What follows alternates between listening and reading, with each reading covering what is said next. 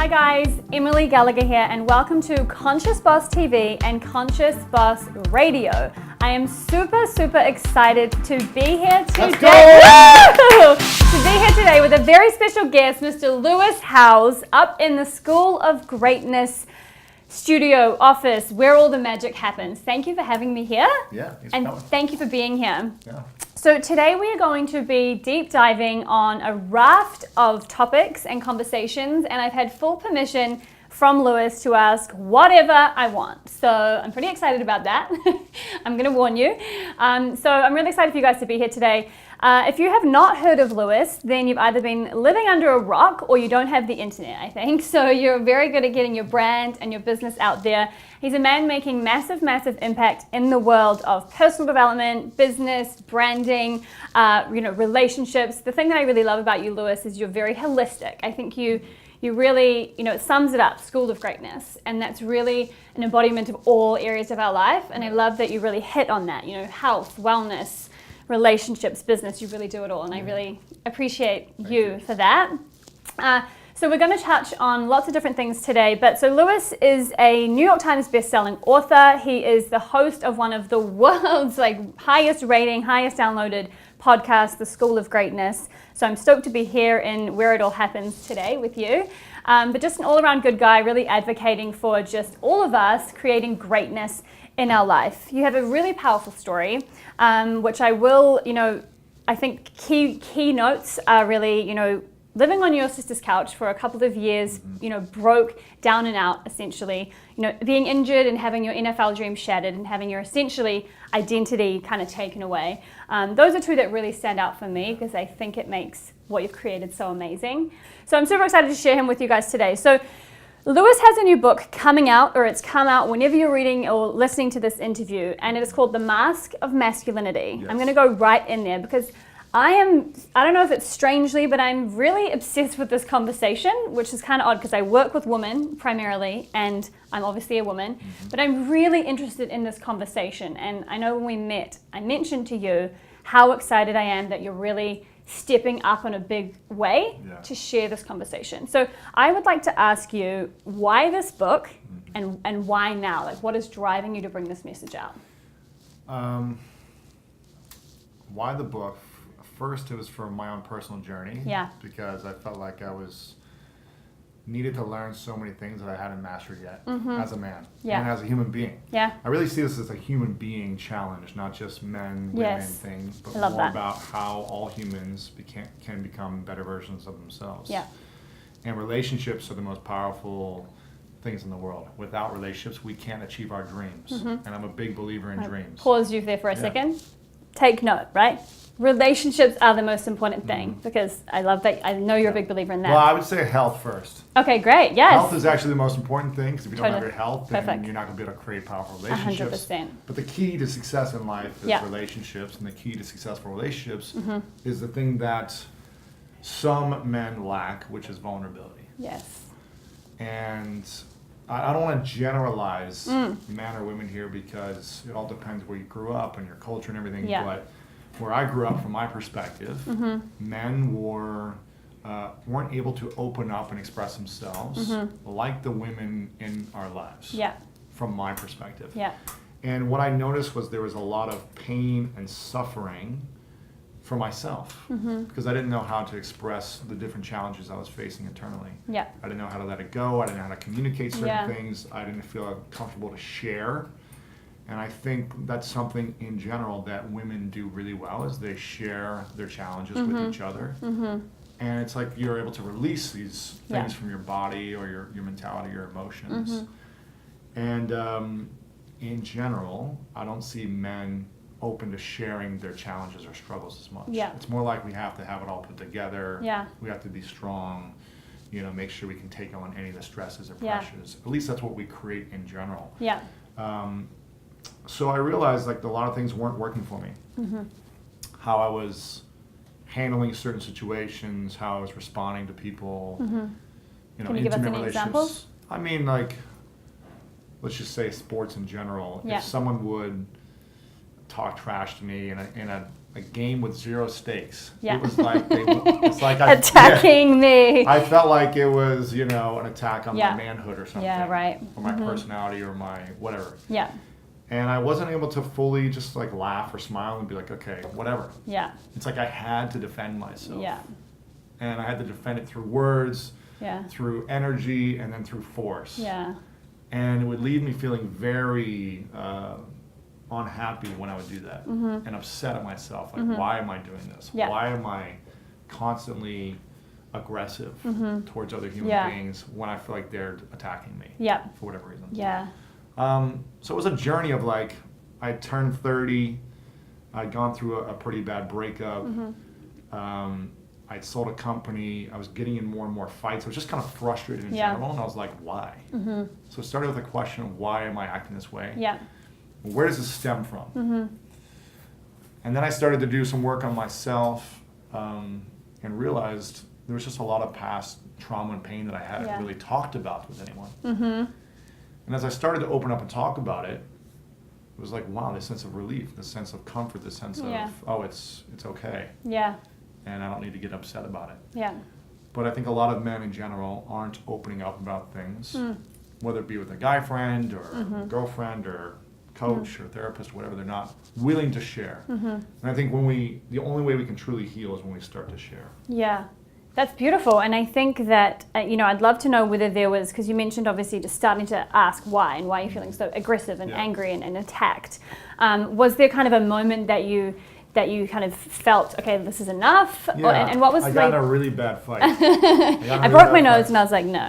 No, I mean, I broke someone else's face, actually. Okay. And remember, it was at the basketball courts just down the street. Yeah. Again, a no-stakes game in the mean streets of West Hollywood. Yeah. And I got in a really bad fight Yeah. where the guy had to go to the hospital. And I remember coming back here, looking in the mirror in the other room and just like shaking, like, what is wrong with me? Like, why do I allow things to Yeah. escalate? And I was like, that is not the type of human being that I want to be. Yeah. Not only even man, but just human Yeah, being. for sure. But I Yeah. was like, why am I being so reactive and aggressive? This was 4 or 5 years ago. And that's when I really started to just evaluate my life Yeah. into all terms of what is working for me and what is not working for me in terms of my joy, fulfillment, and impact in the world. Yeah.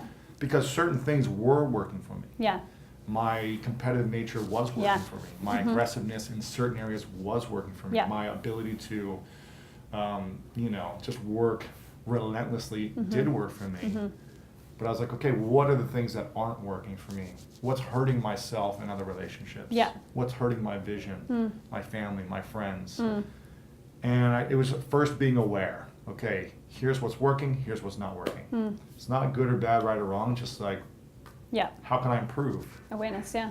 And that was the first step for me. It was like being fully aware, owning all the things I'd done in the past, and forgiving myself for it, Yeah. so that I could move forward. Yeah. Beautiful. And I want to kind of also just mention, we're talking about masculinity here, and we're talking about you obviously being a man, and you sort of alluded to it as well, but this conversation is for everyone. Yeah. In the sense, like, we all have the masculine, we all have the feminine, and it's kind of that integration. And the vulnerability side of it is obviously more of the feminine side. So it's kind of the integrating but I think, with the masculinity, this conversation is like that's not masculine, or it's not manly to have that. So, anyone who's listening, I just want them to be clear that this is a conversation for men and for women, because we both have, both, and all of this applies. Yeah. I'd love to know, what was it that you did after having that awareness, because you said you did a lot of work on yourself, because, these spaces for men to talk, to be connected, to even share that they want to, like, that they have things that are wrong, or they're not having it all together, right? Well, again, it's not wrong. It's Yeah. what is working to support you in your vision and your dreams, and Yeah. what's not working. Yeah. So I think the challenge, men don't want to feel wrong about Yeah. who they are. Yeah. I never want to feel like I'm a bad or wrong person. Yeah. And so it's, again, letting go of everything that's in the past and saying, okay, did that work for me? Yeah. For my vision and my dreams and in my relationship, did that work? No, it didn't work. Yeah. Don't beat myself up on it. Yeah. Move on, create a new vision of what will work. Yeah. And let me figure out the tools that will support me Yeah. in making these experiences work Yeah. better. Yeah. That's the way I look at it. No, amazing. So what were some of those tools? Because, you know, not a lot of people out there necessarily have as much exposure. I mean, we're in the personal development world. We have a lot of connections with kind of where to go. What were some of those steps that you took? The first is sharing. For me, this is what works. Sharing with someone or someone's all the things that I was ashamed of. Because which is scary enough in itself. All the things I felt guilty about or ashamed of or insecure about that I didn't want people to know. Yeah. Because I needed to own those things as opposed to them owning me first. And as long as if I felt like I couldn't share something, then it's holding me back. Yeah. So I said, okay, I need to let go of these things and be fully comfortable with anything that's happened in my life. Even if it's uncomfortable and, you know, even if I don't agree with it or if it was very painful or intimate, let me at least own it so it's not like I'm not shaking when I think of the idea, because then I lose my power to something in the past as opposed to owning it. So first it was like being aware and owning it, and the second thing was sharing it. Yeah. Because once I shared it, I was able to Lost release its power. it. Yeah, I lost its power. I was able to release it. I mean, it took a while. I had to share it over and over for a while for me to feel like, okay, I can talk about these things. But then it was like this sense of relief. Like, okay, people see me and they get me, even in my darkest stuff. Yeah. And so I'm not going to lose friendships. Right? That's our biggest fear, isn't it? Acceptance. Yeah. So once I realized, like, oh, people still like me. Okay. I'm all right. You know? I'm good. Didn't die. Okay, didn't die. Exactly. Yeah. And that was I moving forward. The next thing for me was really just living in a space of gratitude consistently, because it's really hard to be angry, frustrated, resentful when you live in a grateful mindset. Yeah. So I'm like, okay, anytime I feel upset or frustrated, like, how can I be grateful for the situation? And just shift the perspective. Yeah. So that really allowed me to shift out of things much faster. Yeah. And then I think for me, what works is having a routine in the mornings to set me up and ground me and be prepared for any challenge that comes my way. Yeah. I think most of the time, a lot of people get up and just go through the motions and react, as opposed to set a clear time for yourself to fill your needs up, to fill your body, your mind, and soul up, and get what you need inside, and then focus on, okay, here's my vision for the next 16 hours. Yeah. And if this happens or something doesn't work out, how am I going to respond? So preparing yourself for things going right and things not going the way you want them to. Yeah. And what will the reaction be like? Yeah. So I try to prepare myself for that, as opposed to just waking up, going through the motions, and then, oh, that didn't do what I wanted it to. Oh, that messed up. And then just reacting and being stressed, because that's not going to serve my vision. So that's what I think is the process. First, be aware, share, live in gratitude, and then create a morning ritual routine that grounds you for the intentions you want to create for that day. Yeah. Yeah, it's beautiful. And there's a few things that you said there that I think are really key, because I'm big on like the non-negotiable routine, right? There's those couple of key things, and also keeping it super simple. Like, I think as well, a lot of times this kind of conversation can be simplistic in the sense of it's not, okay, all of these crazy actions that we have to do, right? It's like these key things. And when sometimes I find people looking for this new way to do something, and it's like, you know, repetition of some of it. Keep it simple and be in action with that. So what are some of your key morning, and you also spoke about there in terms of vision, and I liked how you said my vision for the day, because I think we can have a vision and then still wake up and kind of be robotic in terms of what we're doing, where it's like, hey, what's my ultimate vision for this day? Which is, because it's just a series of days, right? I really like that. I think that's really powerful. So what are some of your non-negotiable routines for grounding? And I mean, the body, in my opinion, is the most important thing. The mind and the body work together. For sure. But it's hard to build mental toughness if the body is weak. Yeah. If the body is lazy, sloppy, you're feeding yourself crap, it's hard to have mental strength throughout the day. So I like to set myself up to win and train in the mornings, because then I feel like I accomplished something. I know that I put my body through the pain that is necessary to take on any emotional stress or trauma throughout the day. That's just what works for me. Yeah. I truly believe you must move the body if you're able to. Some people aren't able to, but doing whatever you can, if it's finger exercises, whatever it can. Get some energy moving. To move the body and strengthen it by Yeah. putting yourself through pain every single day. Mm-hmm. If you don't put yourself through pain every single day, you're not going to have a pain threshold when stress and overwhelm comes your way. If you have a big dream, there's going to be a lot of challenges and failures that are necessary in order to make that dream happen. Yeah. So I have that kind of athlete mentality where I focus on the body, and while I'm focusing on the body, I'm training the mind. Yeah. So this morning, I was going through reps of different things, and I pushed myself in certain areas to failure. And then when it's like the toughest, that's when I focus on the mind. Yeah.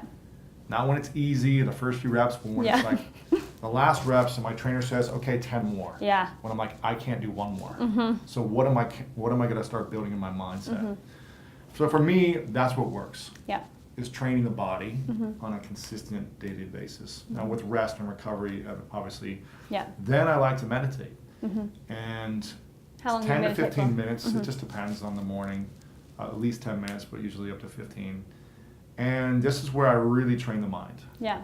To go places that I don't even think is possible of going. So it's like a meditation visualization kind of combo, or?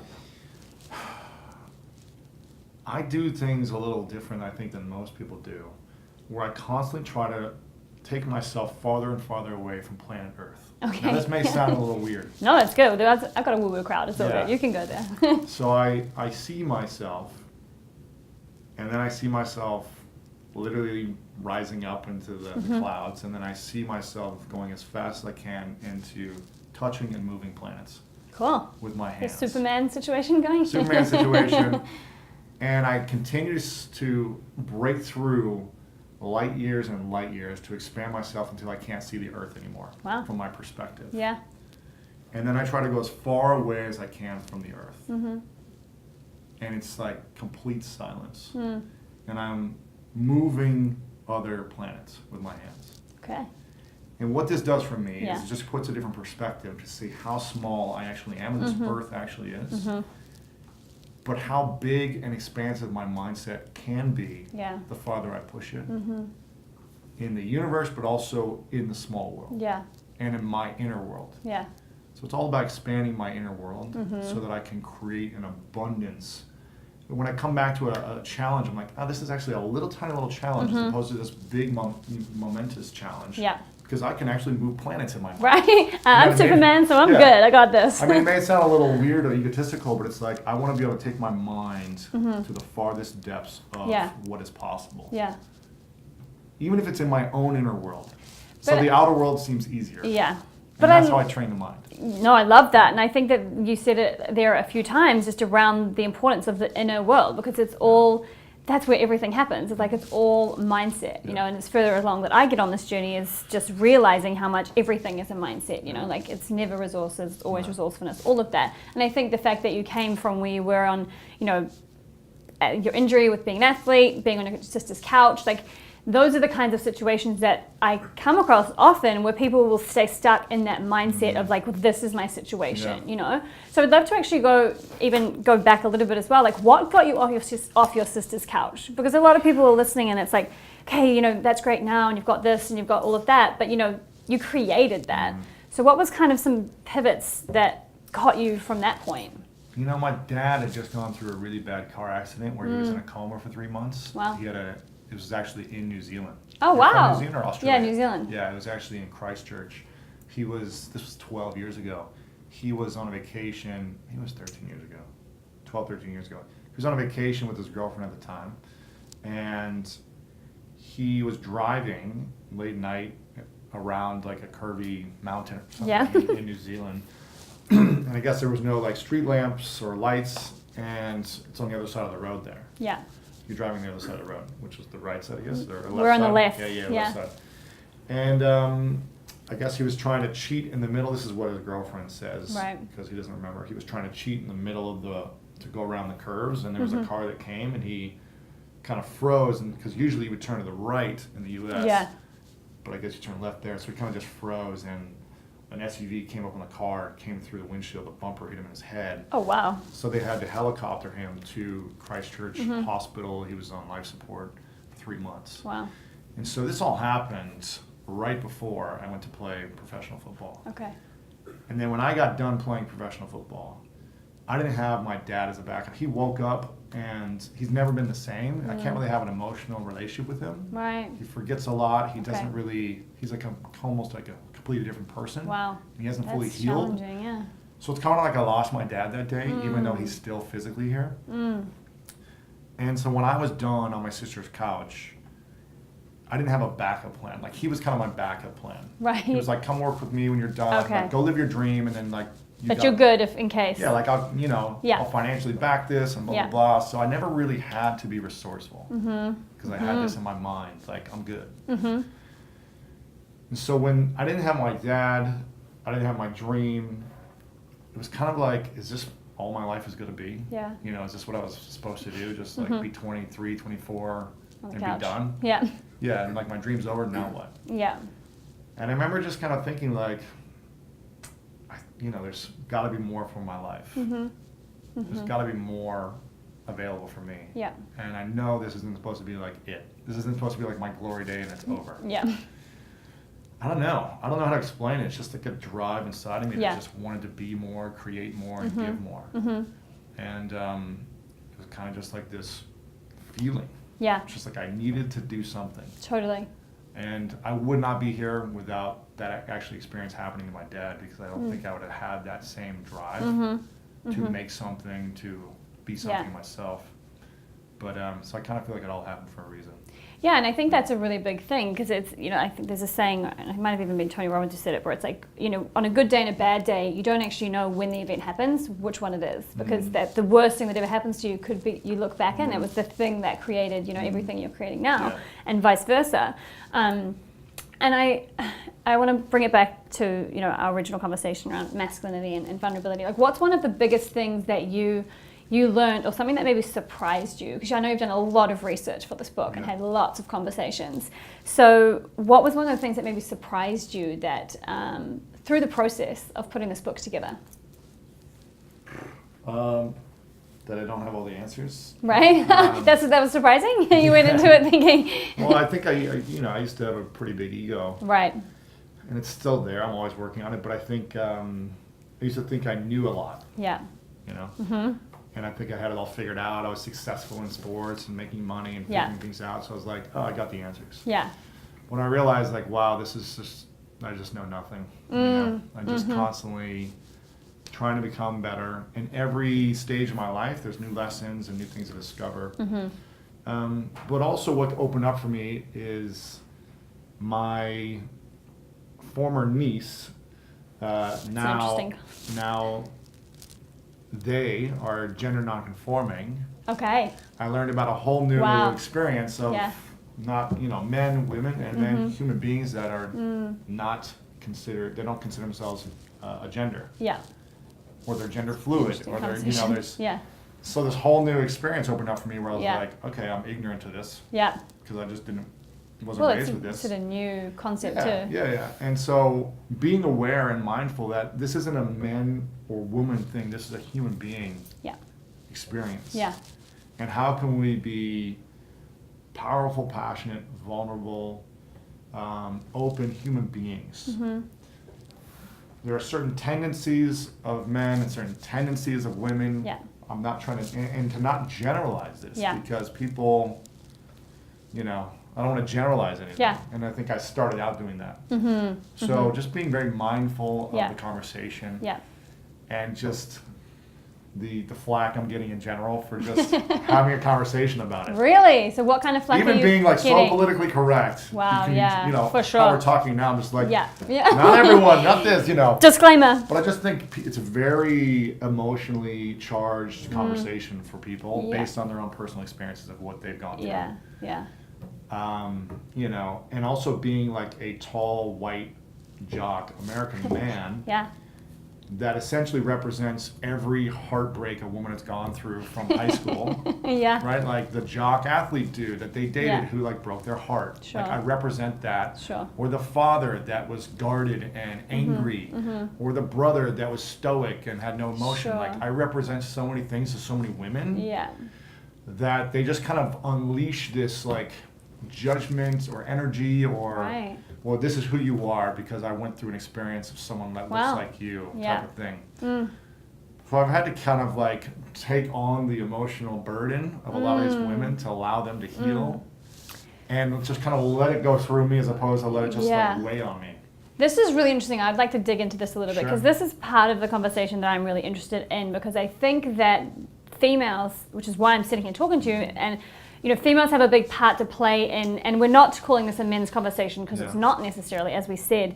However, I think that there has been a really big divide, with the big feminism movement, and Yes. obviously I think that there is a lot of connotations that come with either side of this conversation, but I think there has been a huge divide from men versus women. There's an energy, an underlying energy of that there. And so I think that what you just said is really powerful. I've kind of got chills actually, because we as women have our own responsibility if we want something different to not behave in that way. Absolutely. And to not throw that baggage on you or any other man. And here's the thing, from my own personal experience, and I believe in a lot of men's, I guess, energy is women are so powerful, they have no clue how powerful it is. Our like makeup as men, and the men that I know, it's like, why do we do a lot of things growing up? It's to have girls like us. Yeah. And when a girl or a woman is not happy with us, we want to shift things to make them happy. It's always trying to please and make them happy. It's just in a lot of, in general, it's in a lot of men's, nature to make a woman happy and not be upset at them constantly. Yeah. Right? Because like, who wants that burden of like Right. a woman just being upset at them? They Yeah. want them to just be happy. Yeah. So when it's like, they're always, when a man is always wrong Yeah. for what they do or don't do, to say or don't say, and there's like, okay, I'm not going to say anything anymore. Yes. Nothing I do makes you happy. Yes. Wow. Like, yeah. It's hard. We start to build these masks. Now, it's our responsibility to not do this. Sure. But we are influenced through trying to please the women in our lives Yeah. to make them happy, specifically intimate relationships. Yeah. And so when we're constantly wrong Yeah. or made bad Yeah. or someone's not happy with us, it's hard to have the mental courage and strength to be like, well, this is who I am. Yeah. Like, And this you're is your driven to thing. I'm here to please, support you, but I'm not going to just change everything to make you happy all the time. Because I've tried that for years and it doesn't work. Yeah. It's hard to do that. Yeah. Yes, it's our responsibility. Yes, I get it. Yeah. It's just challenging. Yeah. That's So- awareness, right, for both of us. Yeah, awareness for both. Yeah. And so I think women get to take off their mask. Yeah. For You know, sure. This is not just like, there's a lot of masks of femininity. Right? You know, it's like, Maybe that'll be my book. yeah, exactly. And so that's why I say it's a human Of course. challenge. Yeah. Not a women versus men thing. It's not. But if we want to build more powerful relationships between men and men, men and women, Yeah. gender nonconforming with the rest of the world, we must remove the walls that are holding us back and that are protecting us from people seeing who we truly are, Yeah. in my opinion. Yeah. So when I started to release these things that I was ashamed of, afraid of, insecure about, and just started to speak into them with people, it created the most powerful bonds possible. Yeah. Like the things I learned about other humans when I opened up, I was like, wow, I didn't know that about you. Yeah. And so we had a deeper connection, and deeper trust, Yeah. deeper intimacy, and that created a more harmonious relationship. Yeah. So if we can continue to do that as men, women, human beings, I feel like it's going to serve us in a powerful way to move closer to our dreams. And this whole conflict of race and all these wars and fights coming out, just like they blow my mind. Yeah. But it's all based on like the mask we're wearing. Yeah. Our fear of losing our identity or fear of losing our country or whatever it is. It's just like these masks. Separation. Yeah. That if we were just open and shared more and healed ourselves first, Yeah. we wouldn't need to fight as much. Yeah. And Yeah. So that's what I'm trying to create. Just more awareness for people of why we wear specific types of masks. Yeah.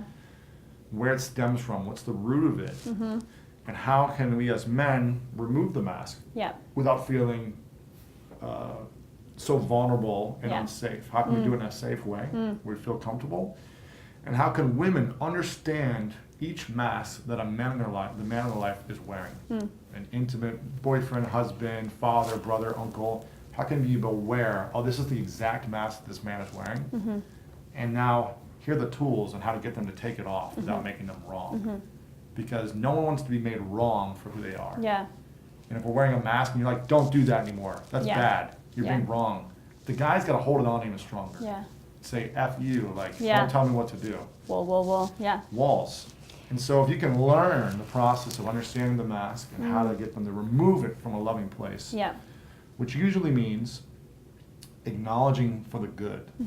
Yeah. Acknowledging how amazing of a man that they are. Yeah. Even when you're so upset with them. Yeah, You know, I've heard it's that's a hard word. women to do, I get this. You know, if my girlfriend does something that's upsetting me and I'm just like, you know, whatever, I'm frustrated, it's hard to be like, you're so amazing. You know what I mean? It's hard to do that, but I think there's an approach that will serve the relationship. Yeah. There's so many segues I want to take there. So I'm going to start with one. So what is something then, and you know, alluding to it, but what are some of the ways that women can support, and we've, you know, it's been a part of this conversation, but how can we practically support, because I always say something, you know, the person with the highest consciousness has the highest responsibility, right? So it's like if you have the awareness and you have more of the tools and can see, and of the awareness, right, that there's masks, you know, you have more of the responsibility to do a bit more of the ego swallowing and help that person kind of rise, right? Man, woman, whoever. I think that's in my opinion, that's the ultimate man. Yeah. The man who's fully aware and who can be in service in any situation. Yeah. Who can be calm under stress and learn to, you know, to like just break up a fight as opposed to like join it. Yeah. And can be like, all right, let's communicate this from a loving place. Yeah. It's like the ultimate alpha is the one who doesn't fight, but who can be emotionally aware and just be like, no, just move back for a second. You move back for a second. Let's take a breath. Yeah. Let's talk this out. Yeah. As opposed to like beating the chest alpha. And from a female's point of view, all you guys out there, it's way sexier as well. Like, you know, like, I mean, I think for the conscious woman of us or for the, like, it's, again, it's that consciousness piece, because we can see that that takes work and that takes strength and courage. Yeah, right. And listen, I don't want to say, you know, I'm constantly training my body. Yeah. For any attack that comes my way. Yeah, but you're a big dude, so I mean, you can take it. But I'm constantly training. If I need to, I can, you know, take on any fight feeling confident. Yeah. Hand to hand. Yeah. I don't ever want to be in a fight though. It's about having the tools in the toolkit, right? Having the tools that, you know, there's people that are crazy that are going to come at me that I'm going to need to protect myself. Yeah. You live in LA. Like, just like, let's love each other. It's not, you know, it's not always going to be that way, but it's understanding the situation and being able to use all the tools necessary. Defense, attacking, calm, whatever it may be. Running away, like whatever it is. Whatever you got to do. Yeah. So what is something that you would, what do you wish that more women knew about men then? That we need to get more validation? That are some men who wear masks are experiencing extreme pain and trauma, and they're unwilling to share it. Yeah. And they may not even be aware of it. Yeah, yeah. And don't try to force them to share. Yeah.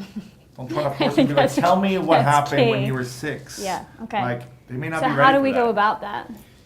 It's continuing to let them know that you are a safe person in their life. Yeah. And that anything you ever want to share in a loving, vulnerable way, or anything that ever you're afraid of or that's just hurt you in the past, that you're always there to listen with zero judgment.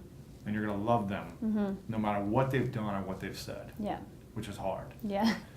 And just letting them know. Not trying to constantly push them to share, just letting them know, like, I'm here for you, I've got your back. Yeah. I think just creating a safe space is the first step. And acknowledging for the things you love about them when you can. That's the first kind of step. Yeah, no, I love that. Do you think that there has been some confusion or some blurred lines now with the dynamics between masculinity and femininity, right? I think that there's been, with the, you know, the rise of the girl boss and like business and entrepreneurship and you know, the changing of the tide a little bit. Do you think that there's now, you know, the females are more masculine than before? Yeah, it's funny. There was this woman that I spoke about this at an event last weekend. A woman was like sharing that it's really hard for her to keep a guy. She's like, I get all these guys, they're amazing, and they always want to help and support me, but then I just kind of push them away because I want to be the independent woman that can do everything on my own. Yeah. And I'm like, how is that working for you? Yeah. You know, how does it feel to not be able to keep a relationship? And she's like, I attract all these amazing men, but it's just like, I push them away. Yeah. Okay, so if you don't want a relationship, then keep being that way. Not right or wrong, but just like, what is your vision? Yeah. And if it's not working for you, you get to shift into a new vision.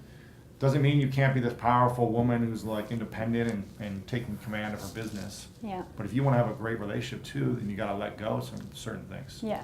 And you got to release certain things and allow for someone else to be a support.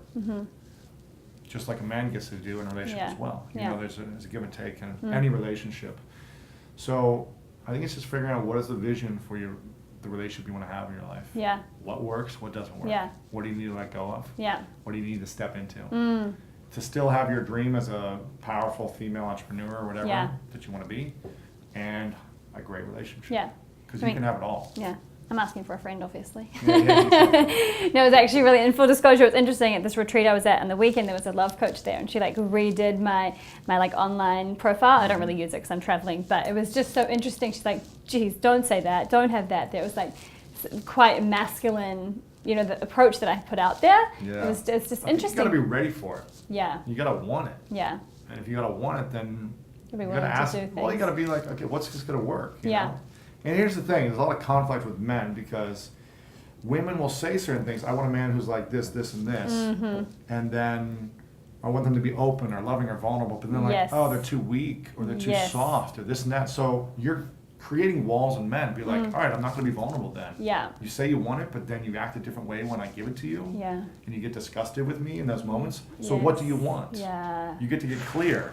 And so women, again, men get to be responsible for everything. Of course. But women also say, well, I want a vulnerable man who's sensitive, and I want this masculine, physical man at the same time. Yeah. You're looking for unicorns. You know what I mean? It's like, yes, you can have it all. Yeah. But you get to love them when they're sensitive and soft, and love them when they're strong, and not make them wrong for one way or another of who they are. Yeah. So you get to be clear of exactly what you want, and be okay with who they are. Yeah. Yeah. Because if there's something about them you don't like, then there's probably something about yourself that they don't like either. Yeah, You know what I mean? totally. You're not like this perfect You're not human also being. a unicorn as well, right? Yeah. I mean, I feel like as much as I like to learn and grow and evolve, you ask my girlfriend, there's a lot of deficiencies about me as a man. For sure, right? of course. Like, there's a We're lot of human at things- the end of it. yeah. Yeah. Even though I like to think like I'm a good guy and like Yeah. a catch or whatever, like I know I've got my faults Yeah. constantly. Okay, so let's dig into that a little bit since we're talking about vulnerability.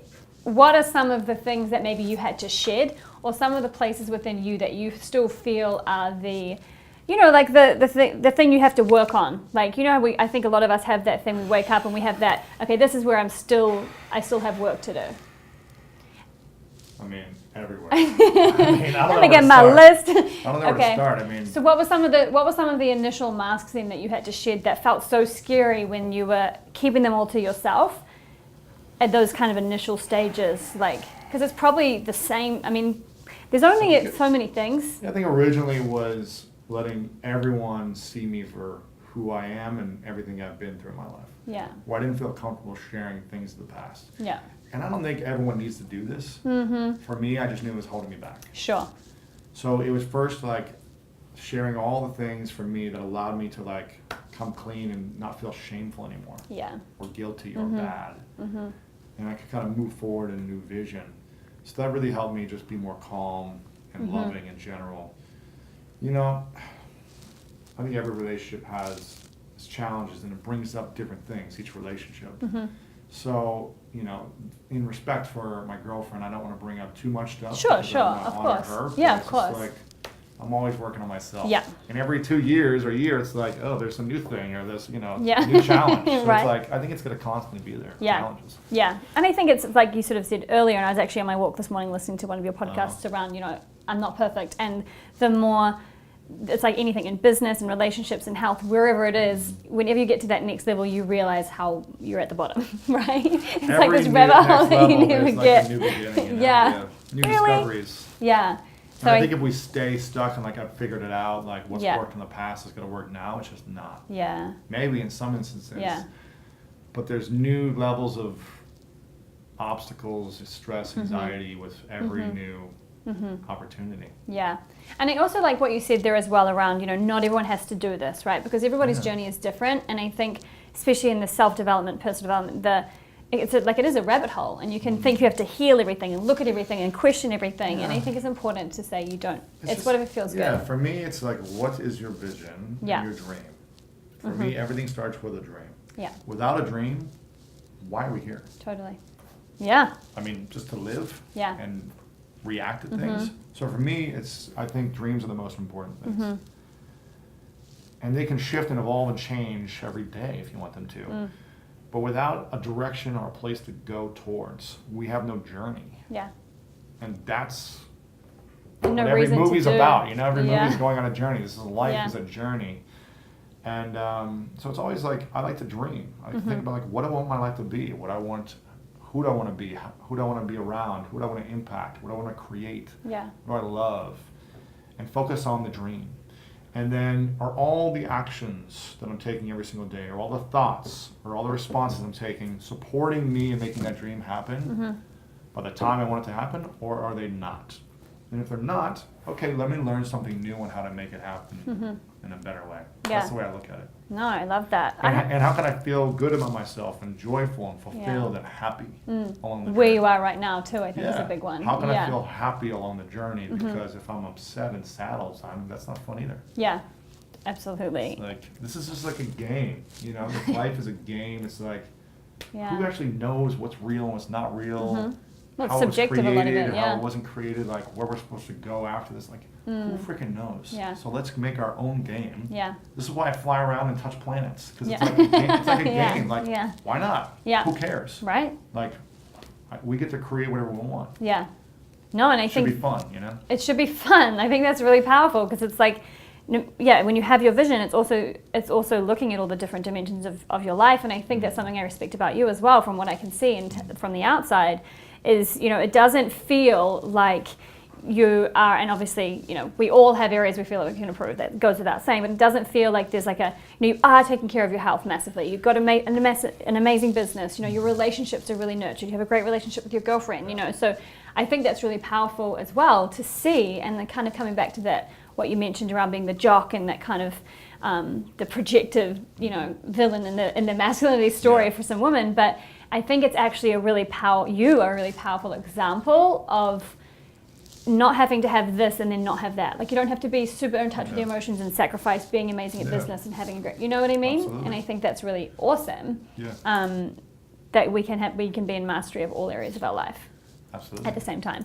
I have a question as well, because something that I find interesting is even the word vulnerability, right? Because I think if we were, and I'd be interested in your conversation, but if we were truly grounded and accepting, right? If everything about us, those dark little things that we have inside us, if we were truly in acceptance of that, do you actually think that there would be anything to feel vulnerable about? So sometimes I think about that, because it's like vulnerability essentially is like being scared of sharing an aspect of ourselves, right? Like putting ourselves in a vulnerable spot, or emotionally, which usually means we're kind of afraid of an aspect of ourselves. Yeah, I think it's going to be constantly being aware of the ego and letting it go. Yeah. Because when we have a big dream and we take on something that's risky or challenging, and if we aren't able to see that failure is the key to achievement, then we're going to feel like a failure every time something doesn't go right, or we don't make it happen. So we're going to feel like, oh, I let people down, or people were sad about something, or I made a fool of myself. So if we are afraid of our ego getting hurt, then we're always going to be vulnerable. And susceptible to that feeling of pain or insecurity or guilt or shame or not good enough. But when we can be aware of it constantly and practice, like, okay, this is a necessary step, and I must fail. And people are going to have opinions, and be okay with it, which is just challenging to do with the stresses and the conversations of society. It's just challenging to do. So it's being aware every single day. I still get defensive. Like a few weeks ago, these women were like attacking me, or I felt like they were attacking me. And so I was like, you guys don't know me, so I'm trying to like defend myself. I'm like, why am I defending myself? So I had to like take a step back and go, gosh, I usually don't do this. Why do I need to feel like I need to respond with proving myself to them? It's a constant battle. Yeah, for sure. Yeah, for sure. And I think it's being curious too, right? Like curious, okay, why is that showing up? Or what is the situation or the context of that just showed up? So it's like a little flashlight, right? Like, okay, there's something there that I can look at. Yeah, exactly. Do you feel like this conversation has like the vulnerability piece and the work that you've done around being open and the journey you've been on through the researching of this book, do you think this has impacted your, like, shown up for you positively in your business? Do you think this is something that allows you to apply this to grow in other areas of your life? I think my business has grown tremendously because of it. Yeah. Yeah, tremendously. Why do you think that is? Because when I'm able to understand and connect with humans on a different level, when I'm able to be vulnerable. Yeah. Again, I'm not perfect all the time. Of course. When I'm able to understand my team better Yeah. and connect to them, and it helps get better results. Yeah. I'm able to be clearer and focused and take risks without being scared or worried about the backlash. Yeah. Like this book, like I'm glad I'm feeling defensive. Yeah. And like scared a little bit, because if I was just talking about the safe stuff that I always talk about that I feel comfortable with, I'm not going to grow. Yeah. So it's like I almost am like, all right, get ready for the attacks. Yeah. And how am I going to Batten down handle the this? hatches. Yeah. Because this is going to help me be able to take on something even bigger in 2 years, Yeah. where I've gained mental grace, strength and grace through adversity. If I want to actually see what I'm capable of doing with the tools available, with this body, the mind, in the world for my life, then I must be able to take on extreme challenges. I look at Obama, and half the world was against him, half was for him or whatever. The amount of stress at the level of responsibility at someone at that level is unbelievable. The amount of weight, attacks, so much that comes to someone's that was way. Yeah. But the amount of impact someone's able to make is unbelievable as well. Yeah.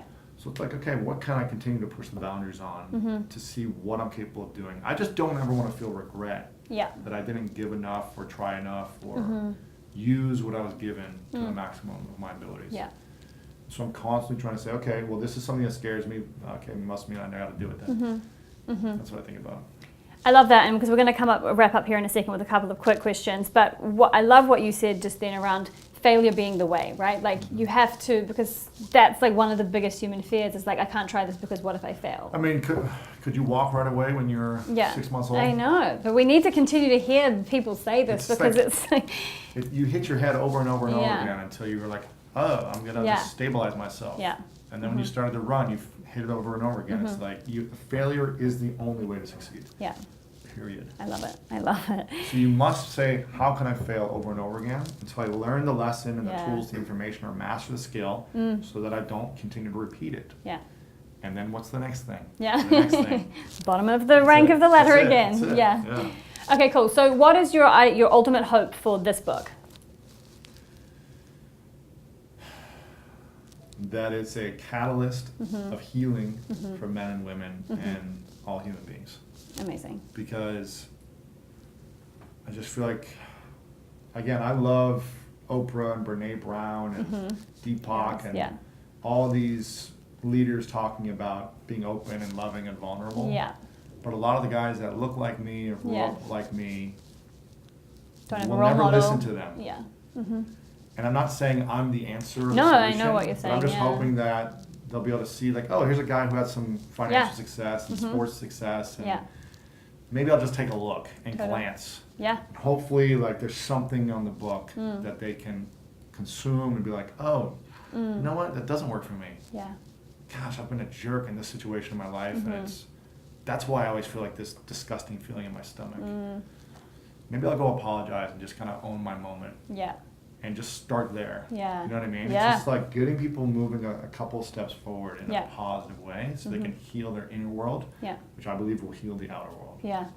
I love that. And I mean, that's why I'm sitting here with you, because I do think that you are that really great representation of, something more relatable for the mainstream, Here's essentially. Here's the thing. I think it's going to be a more powerful book for women because... Another reason why I'm sitting here, because I think so. I mean, just being in LA and hearing every other woman say there's no good men in the world. Yeah.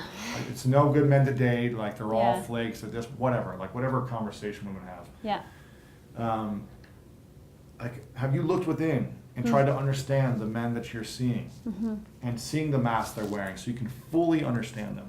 So this book is for women to be able to fully recognize the masks that the men they're hanging out with are wearing and know how to fully handle it without making them wrong, but to get them to take it off in a loving way. And when women can understand this concept, you have unbelievable power. Yeah. And you can create any relationship you want with the men you're trying to connect with. Yeah. Fathers, your brothers, your sons. Like if you want to raise a great son, this is going to give you so many more tools as a woman, in my opinion. Yeah. No, I love it. I mean, I'm all about it. So what does greatness mean to you? Because obviously you asked this question of so many amazing people you sit across from. So what does it mean to you? It's discovering the unique gifts and talents that only you were born with and maximizing them in the pursuit of your dreams. And in that pursuit, making the maximum impact possible you can with people around you. Amazing. So where will Lewis Howes be in 5 years from now? What's the ultimate vision for Lewis Howes? Not that 5 years is ultimate, but where do you see? You know, I want to, you know, my big vision right now is to impact 100 million people every week. Every week. Every week. There it is. By being a curator and facilitator of ideas, information, and stories to give people those tools to help them live a better life. Yeah. That's what I want. That's it? Yeah. That's what I want. Awesome. Okay, cool. Well, like I said, there's so many segues that I would love to dive down with you. I might have to do part 2 another time, the business edition. But thank you so much for being here with me, with the community, and for doing the awesome work that you are doing in the world for all of us, men and women. And I'm really excited to share this book with the world. So if you guys want to get more around Lewis Howes, which of course you do, where's the best place for us to find everything about you and the book? Just lewishowes.com and then Lewis Howes on social media and maskofmasculinity.com for the book. Amazing. Okay, cool. Well, thanks for being with us, guys, and we will see you super soon. This is Emily Gallagher from Conscious Boss. Over and out.